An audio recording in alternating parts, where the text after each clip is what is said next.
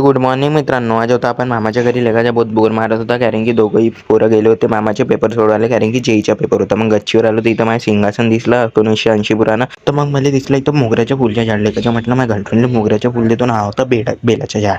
तर मग मला इथं अवजार दिसला लेकाच्या, म्हटलं इथं मर्डर झाला. म्हटलं ही बिल्डिंग पाहून तर मला खंब्याची आठवण येते लेकाच्या. तर आता मी चाललो खाली जातो. म्हटलं आता आंघोळ धुतो ना, मग तुम्हाला भेटतो दुसऱ्या ब्लॉगमध्ये आंघोळ धुवून.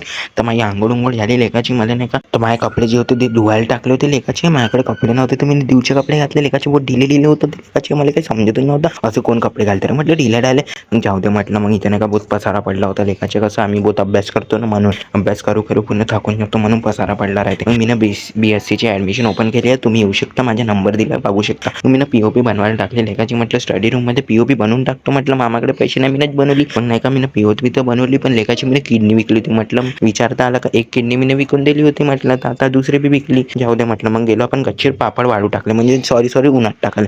उन्हात पापड उपर टाकलं. म्हटलं उतरू कसं नाही, म्हटलं लेकाच्या आजूबाजूला खायची काही.